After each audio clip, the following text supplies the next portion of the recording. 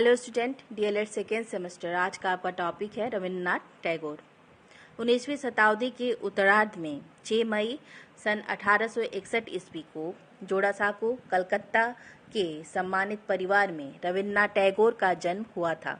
उनकी माता का नाम शारदा देवी तथा पिता का नाम देवेंद्र नाथ टैगोर था। सन 1901 ईस्वी में टैगोर ने बोलपुर के निकट शांति निकेतन की स्थापना की, जो आज विश्व भारती विश्वविद्यालय के नाम से प्रसिद्ध है। सन 1913 ईस्वी में टैगोर को अपने काव्य संकलन गीतांजलि के लिए नोबेल पुरस्कार भी प्राप्त हुआ। 7 अगस्त सन 1941 ईस्वी को जोड़ासांको के पैतृक आवास में इन महान कवि, साहित्यकार, समाज सुधारक एवं शिक्षा शास्त्री का देहांत हो गया। शिक्षा के उद्देश्य: पहला है शारीरिक विकास, दूसरा है मानसिक विकास, तीसरा नैतिक एवं आध्यात्मिक विकास, चौथा सामाजिक विकास एवं अंतर्राष्ट्रीय दृष्टिकोण का विकास और पांचवा है सामंजस्य की क्षमता का विकास। टैगोर के अनुसार पहला, शिक्षा का अर्थ। टैगोर के अनुसार सर्वोच्च शिक्षा वही है जो संपूर्ण सृष्टि से हमारे जीवन का सामंजस्य स्थापित करती है। संपूर्ण सृष्टि से टैगोर का अभिप्राय है कि संसार की चर और अचर, जड़ और चेतन, सजीव और निर्जीव सभी वस्तुएं। दूसरा है पाठ्यचर्या। टैगोर ने तत्कालीन पाठ्यचर्या को दोषयुक्त बताया और एक व्यापक क्रिया प्रधान पाठ्यचर्या की रचना की। और तीसरा है अध्यापक। टैगोर का मानना था कि शिक्षा जैसा पुनीत कार्य केवल शिक्षक द्वारा ही संपन्न किया जा सकता है। उन्होंने शिक्षक के लिए महत्वपूर्ण उत्तरदायित्वों पर भी बल दिया। और चौथा है शिष्य। छात्रों के संबंध में टैगोर का कहना था कि छात्र अपनी शिक्षा को वास्तविक जीवन से जोड़ने का प्रयास करें और राष्ट्रीय चेतना को जागृत करें। पांचवा है अनुशासन। टैगोर ने लिखा है, बालकों को कठोर दंड देते हुए देखकर मैं शिक्षक को ही दोषी पाता हूँ। टैगोर ने अनुशासन को एक नैतिक मूल्य या आदर्श माना है। छठवां है परीक्षा। टैगोर ने प्रचलित परीक्षा प्रणाली में रटंत पद्धति का विरोध किया। उनका मत था कि बालक की परीक्षा जीवन की वास्तविकताओं पर आधारित होना चाहिए। 7वां पॉइंट है स्त्री व जनसामान्य शिक्षा। टैगोर का मानना था स्त्री शिक्षा के प्रसार में ज्ञान के क्षेत्र के आधार पर पुरुष और स्त्री की शिक्षा में कोई अंतर नहीं हो सकता। शिक्षण विधि ये निम्न प्रकार से हैं। पहला है क्रिया विधि, दूसरा है प्रत्यक्ष विधि, तीसरा स्वाध्याय एवं प्रयोग विधि और चौथा है वाद विवाद एवं प्रश्नोत्तर विधि। टैगोर के शिक्षा दर्शन के आधारभूत सिद्धांत: पहला है प्रकृति की गोद में शिक्षा। बालकों की शिक्षा नगरों से दूर प्रकृति के वातावरण में होनी चाहिए। प्रकृति के साथ संपर्क स्थापित करने में बालकों को आनंद का अनुभव होता है। दूसरा है बालक का चहुमुखी और सामंजस्यपूर्ण विकास। शिक्षा के द्वारा व्यक्ति की जन्मजात शक्तियों का विकास करके उसके व्यक्तित्व का चहुमुखी और सामंजस्यपूर्ण विकास किया जा सकता है। तीसरा है राष्ट्रीय शिक्षा। टैगोर ने कहा है कि बालकों की शिक्षा राष्ट्रीय होनी चाहिए।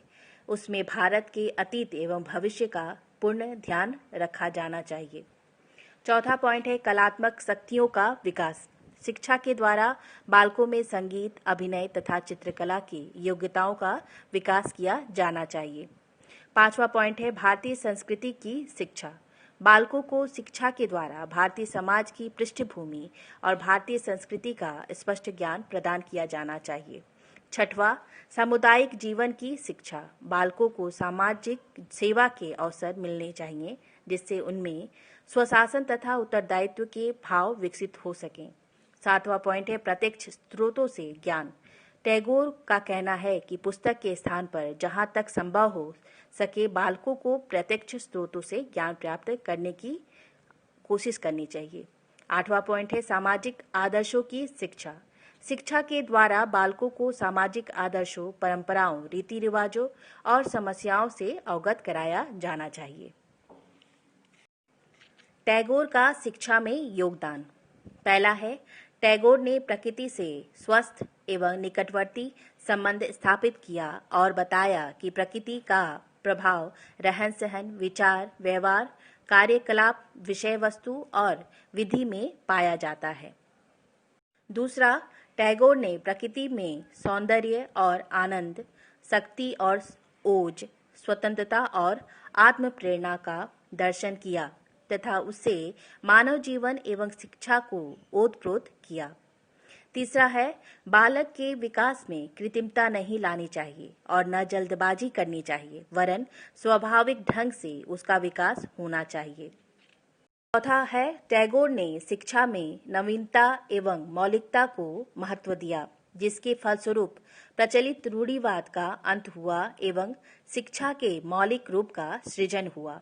और पांचवा पॉइंट है, मानवतावादी भावना पर विश्व बंधुत्व एवं विश्व शिक्षा का प्रयास करने वाले सर्वप्रथम शिक्षा शास्त्री आज के युग में टैगोर को ही माना जा सकता है।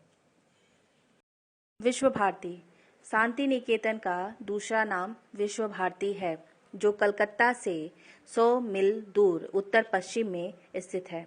सन 1901 में विश्व भारती की नींव रखी गई। उस समय इसमें केवल 6 छात्रों के साथ शुरुआत की गई।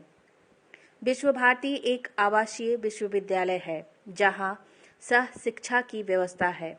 राष्ट्रीयता, धर्म, जाति, भाषा के आधार पर विद्यार्थियों एवं अध्यापकों में कोई भेदभाव नहीं है।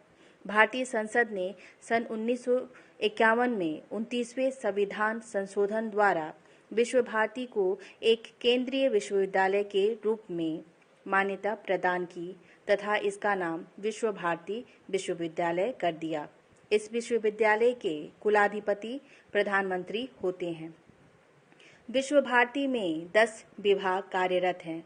इन विभिन्न विभागों को भवन कहा जाता है, जो इस प्रकार हैं: पाठ भवन, शिक्षा भवन, विनय भवन, विद्या भवन, संगीत भवन, कला भवन, चीन भवन, श्री निकेतन, हिंदी भवन, शिल्प सदन।